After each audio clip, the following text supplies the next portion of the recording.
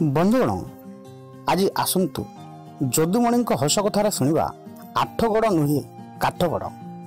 ଅନେକ ଦିନ ଆଗେ ଆମ ଏଇ ଓଡ଼ିଶାରେ କେତେଜଣ ରାଜା ଥିଲେ।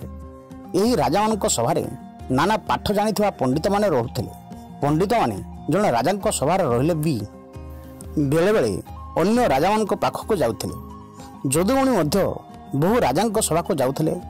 ସେ ସବୁଠାରେ ବହୁତ ଆଦର ସମ୍ମାନ ପାଉଥିଲେ। ତଥାପି ପଇସାର ଅଭାବ ସବୁବେଳେ ଲାଗି ରହୁଥିଲା। କବି ଓ ପଣ୍ଡିତମାନେ ଗରିବ ହେବା ଯେମିତି ସେମାନଙ୍କ କପାଳରେ ଲେଖା ଅଛି। ଯଦୁମଣି ନୟାଗଡ଼ ରାଜାଙ୍କ ରାଜସଭାରେ ପଣ୍ଡିତ ଥାନ୍ତି। ମଝିରେ ମଝିରେ ଆଠଗଡ଼ର ରାଜା ତାଙ୍କୁ ଡକାନ୍ତି। ଯଦୁମଣି ଡାକରା ପାଇ ଯାଇ ବୁଲି ଆସନ୍ତି। ଯଦୁମଣିଙ୍କର ବୟସ ବଢ଼ିଗଲା, ଦେହରୁ ବଳ କମିଗଲା। ତେଣୁ ନୟାଗଡ଼ ଛାଡ଼ି ବାହାରକୁ ଆଉ ଯାଇପାରିଲେ ନାହିଁ।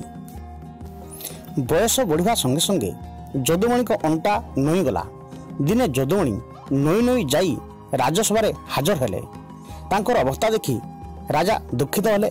ତଥାପି ପଚାରିଦେଲେ, ଯଦୁମଣି ଆଠଗଡ଼ ଆଡ଼େ କେବେ ଯିବ? ଯଦୁମଣି ରାଜାଙ୍କ ପ୍ରଶ୍ନର ଉତ୍ତର ଦେଇ କହିଲେ, ମଣିମା, ମୋର କାଠଗଡ଼ ତ ଲୋଡ଼ା ହେଲାଣି, ଆଉ ଆଠଗଡ଼ କଥା କାହିଁକି ପଚାରୁଛନ୍ତି? ଯଦୁମଣିଙ୍କ କଥା ଶୁଣି ରାଜା ନିଜର ଭୁଲ ବୁଝିପାରି ଚୁପ୍ ହୋଇଗଲେ। ସେ ମନେ ମନେ ଭାବିଲେ, ଯଦୁମଣି କେତେ ବଡ଼ କଥାଟେ କହିଲେ।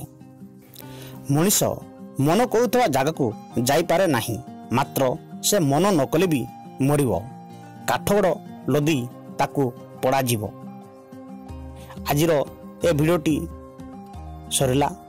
ଯଦି ଏ ଭିଡ଼ିଓକୁ ଆପଣ ପସନ୍ଦ କରନ୍ତି ତେବେ ଆମର ଚ୍ୟାନେଲକୁ ସବସ୍କ୍ରାଇବ୍ କରନ୍ତୁ, ଏ ଭିଡ଼ିଓକୁ ଲାଇକ୍ କରନ୍ତୁ ଏବଂ ଅନ୍ୟକୁ ଜଣାଇବା ପାଇଁ ସେୟାର କରନ୍ତୁ।